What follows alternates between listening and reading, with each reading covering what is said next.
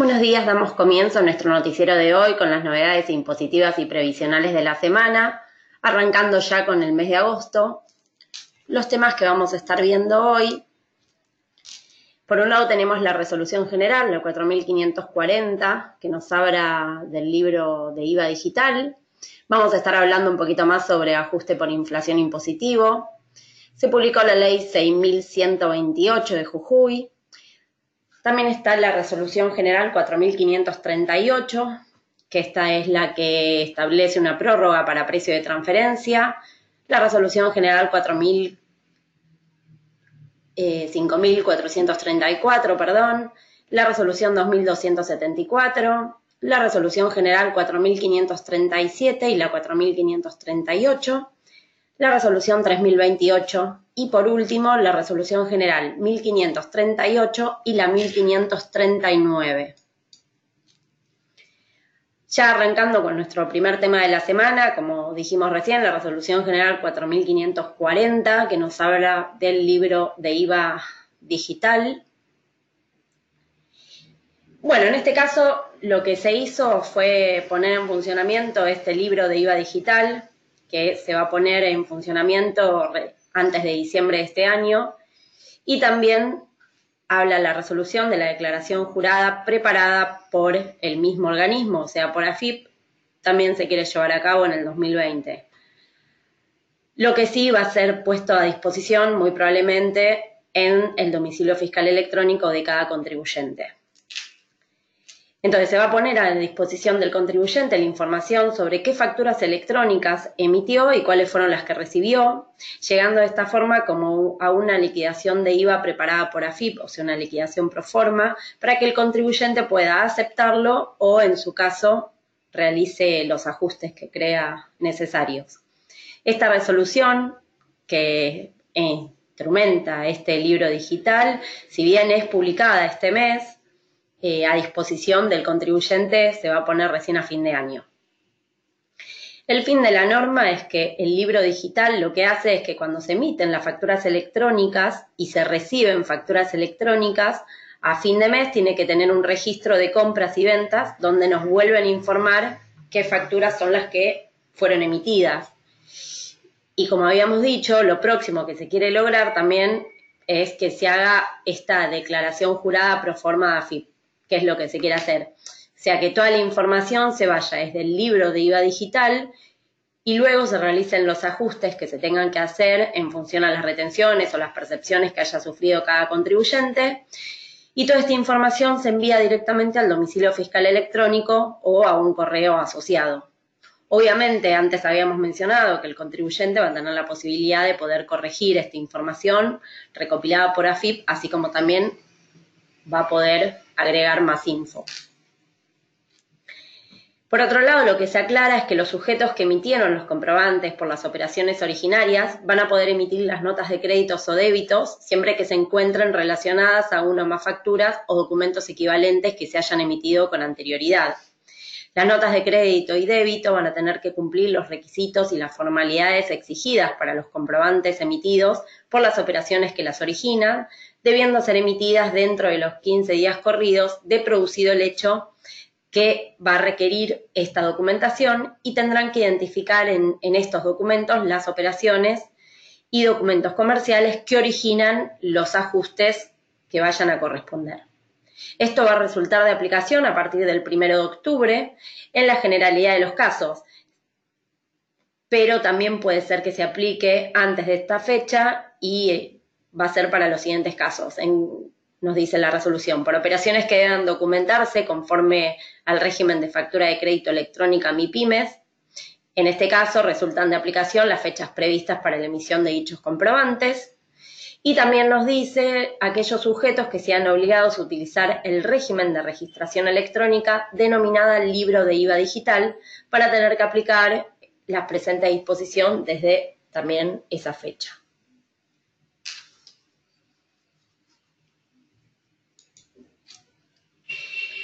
Vamos a seguir hablando ahora un poquito de lo que es el ajuste por inflación impositivo, que habíamos concluido también ese tema la semana pasada. Y recordando un poco, teníamos que la ley 27.430 de la reforma tributaria de diciembre del 2017 había previsto la aplicación del ajuste por inflación. Pero también habíamos hablado que la ley 27.468 de diciembre del año pasado establecía que su aplicación se iba a dar cuando los 12 meses del ejercicio la inflación no supere un acumulado anual del 55%. Pero que habíamos dicho también que en los cierres de abril, mayo y junio de este año la inflación acumulada ya superó este porcentaje, por lo tanto va a ser obligatorio este ajuste en el impuesto a las ganancias, tanto ya sea positivo como negativo. En definitiva, ¿en qué consiste este ajuste por inflación? Para hacer como un repaso, y ya que estamos lo decimos, va a consistir en determinar un resultado por exposición a la inflación de activos y pasivos que se va a tener que separar en dos partes. Por un lado, va a haber un ajuste estático que va a estar basado en los valores impositivos de activos y pasivos que la ley considera computables, es decir, todos aquellos que no son calificados como no computables al inicio del ejercicio que se liquida, afectados por la variación de precios o la inflación de todo el ejercicio, medida actualmente en base al IPC, que es el índice de precios al consumidor. La consideración de la evaluación impositiva para estos activos y pasivos va a implicar considerar el efecto de los ajustes impositivos practicados en la formulación de la declaración jurada de impuesto a las ganancias correspondiente al ejercicio anterior. Por ejemplo, si la previsión contable para deudores incobrables se consideró no deducible físicamente, la misma va a tener que adicionarse al total del activo contable, o a la inversa, si los deudores incobrables impositivos que aparezcan en el activo contable deberán restarse. Si el activo computable supera al pasivo computable, entonces el contribuyente sufrió una pérdida. Ahora, si el activo computable es inferior al pasivo computable, el contribuyente va a tener ahí una ganancia. Bueno, por otro lado, se tiene que hacer un ajuste dinámico que va a considerar las variaciones que el capital neto, que se mencionó recién en el punto 1, sufre durante el ejercicio que se va a estar liquidando, en tanto las mismas estén mencionadas en el artículo 95, inciso D de la Ley de Impuesto a las Ganancias. Estas variaciones se van a tener que clasificar en positivas, es decir, van a ser generadoras de ganancias. ¿Cuándo va a ser esto? Cuando implique reducir el capital monetario expuesto a la inflación, como ocurre cuando se adquieren bienes muebles amortizables, por ejemplo. Y va a ser negativas, es decir, generadoras de pérdidas, cuando impliquen incrementar el capital monetario expuesto a la inflación, como ocurre en el caso de la integración de aportes de capital. Entonces, la sumatoria de los importes de estos dos ajustes, tanto el ajuste estático como el ajuste dinámico, va a arrojar el ajuste por inflación. Ahora, ¿qué pasa con este ajuste de inflación?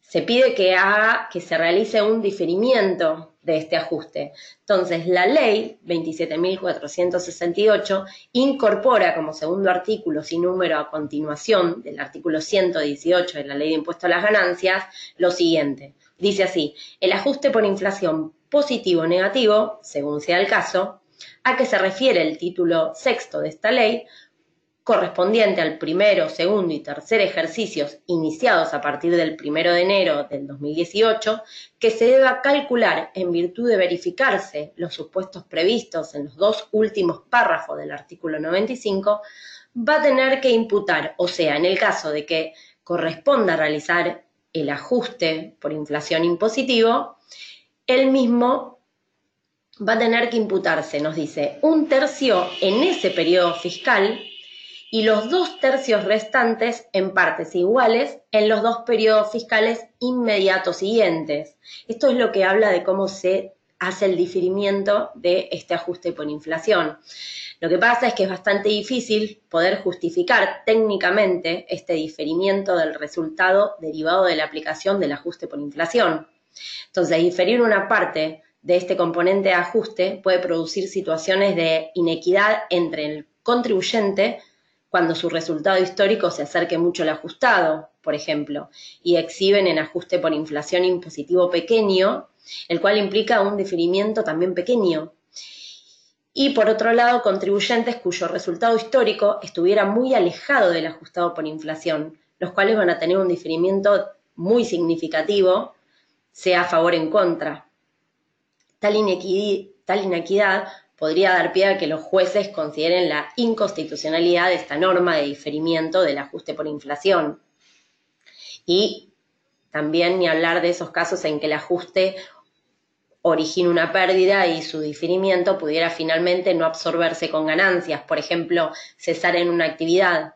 Acá, evidentemente, lo que estaría faltando es una norma que establezca la improcedencia de este diferimiento para los casos de ejercicio en que esté liquidándose el ente, ¿no? En este último ejemplo que yo les acabo de dar. Bueno, cambiando totalmente de tema, también se publicó la ley 6.128 de Jujuy. Esta habla del Código Fiscal, hubo modificaciones y esta resolución establece modificaciones, como dijimos en este código. Entre las principales que se destacan es que se dispone la obligación de constituir domicilio fiscal electrónico, se establece que la Dirección Provincial va a disponer la reglamentación y excepciones a la presente obligatoriedad basada en razones de conectividad u otras circunstancias que obstaculicen o hagan desaconsejable su uso.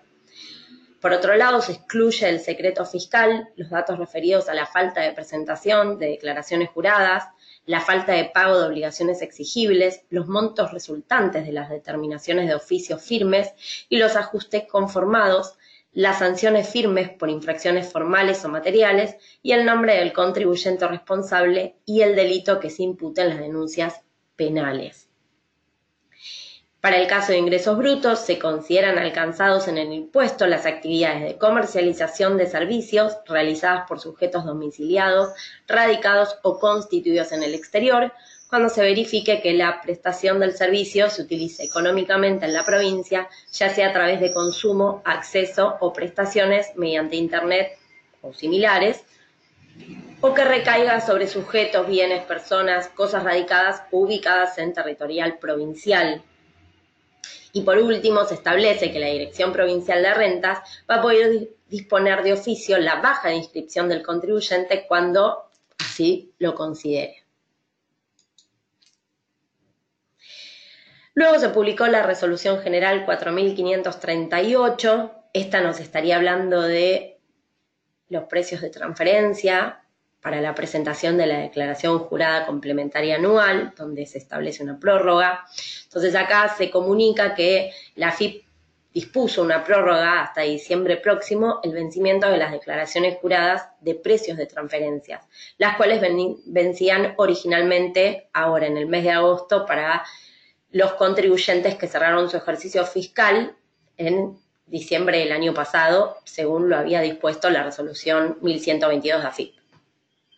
Entonces, en síntesis, se prorroga hasta los días comprendidos entre el 16 y el 20 de diciembre de este año las fechas de presentación de las declaraciones juradas de precio de transferencias y operaciones internacionales para los periodos fiscales cerrados entre el 31 de diciembre del año pasado y el 30 de abril de este año, las dos fechas inclusives. También se estima que se encuentra desarrollando AFIP un nuevo sistema web para la presentación simplificada de la declaración jurada informativa de precios de transferencias. Lo próximo que tenemos es la resolución general, la 4534. Esta resolución elimina la posibilidad de efectuar el ingreso de la tasa por actuación ante el Tribunal Fiscal de la Nación en forma bancaria, utilizando el formulario 294B. Así que ahora va a resultar obligatorio a partir del 1 de agosto el ingreso de esta tasa con un BEP utilizando el procedimiento de transferencia electrónica de fondos. Anteriormente, cabe aclarar que era optativo.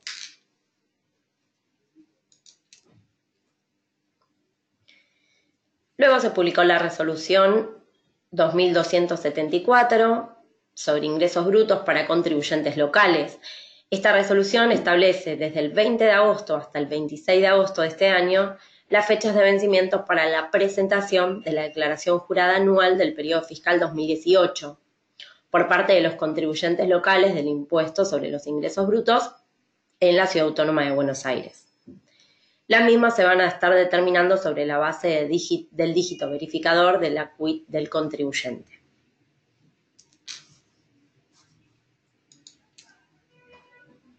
La siguiente resolución es de AFIP, la 4537.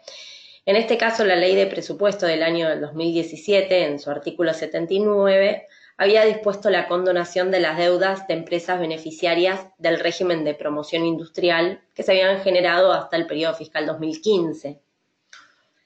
¿Cómo se habían generado? Por el usufructo de una cantidad de bonos de crédito fiscal superior a la originalmente reconocida, que hubiera sido acreditado en el marco de un proceso judicial cuyo resultado finalmente haya sido adverso a los beneficiarios de este régimen, en la medida en que dichas empresas hubieran cumplido con las obligaciones previstas en su acto particular de concesión de beneficios. Bueno, posteriormente a esto, el Ministerio de Hacienda y el Ministerio de Producción establecieron el procedimiento para poder otorgar esta condonación mediante la presentación de una declaración jurada ante la autoridad de aplicación provincial, en la que tenía que constar que la empresa dio cumplimiento a sus obligaciones previstas en el acto particular de concesión de beneficios, y la AFIP es la encargada de verificar si estas empresas que solicitan este certificado de cumplimiento promocional habían sido objeto de decaimiento a estos fines tributarios. Ahora, la AFIP esto mismo lo prorroga hasta el 31 de enero del 2020, el plazo de suspensión de las ejecuciones fiscales relacionadas con las deudas susceptibles de condonación, que deben ser, obviamente, como dijimos recién, verificadas.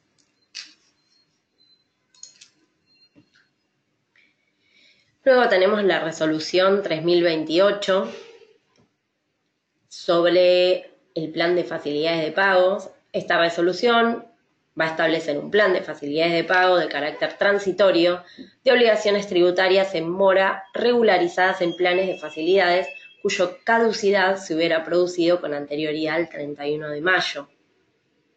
Esta adhesión se va a poder efectuar desde el 1 de agosto y hasta el 30 de noviembre, ambas fechas inclusive, y cabe aclarar que entre los conceptos excluidos de este régimen se van a encontrar las deudas que están incluidas en planes de facilidad de pago caducos de contribuyentes concursados o declarados en quiebra, y las correspondientes a los agentes de recaudación por los gravámenes retenidos o percibidos y que no fueron depositados, y también por la omisión de la retención o percepción de los que tendrían que haberlos hecho. Por último, las deudas van a poder regularizarse en hasta 60 cuotas iguales, mensuales y consecutivas, cuyo valor no va a poder ser inferior a 1.500 pesos, con un interés de financiamiento sobre los saldos del 2% mensual. Luego tenemos la resolución general de Jujuy, la 1539, también sobre ingresos brutos para los regímenes de recaudación sobre acreditaciones bancarias, y también vamos a estar hablando de la 1538, que también sería para las recaudaciones bancarias sobre ingresos brutos. Pero bueno, yendo a la 1539, la resolución lo que hace es adecuar la exclusión del régimen de recaudación sobre acreditaciones bancarias del impuesto sobre los ingresos brutos para contribuyentes comprendidos en el régimen de convenio, referida a aquellas transferencias de fondo con destino a otras cuentas donde figure como titular o cotitular el mismo ordenante de la transferencia. Y esto es aplicable a partir de este mes, a partir del 1 de agosto, dice la resolución. Y por último teníamos la 1538, donde esta resolución de ingresos brutos lo que hace es adecuar la exclusión también del régimen de recaudación sobre acreditaciones bancarias del impuesto sobre los ingresos brutos, pero para contribuyentes locales, referida a aquellas transferencias de fondos con destino a otras cuentas, donde figure como titular o cotitular el mismo ordenante de la transferencia. Y esta modificación también es aplicable a partir de este mes, es decir, a partir del 1 de agosto. Bueno, hasta acá llegamos con todas las novedades de esta semana y nos vamos a volver a encontrar, como siempre, la semana que viene. Muchísimas gracias.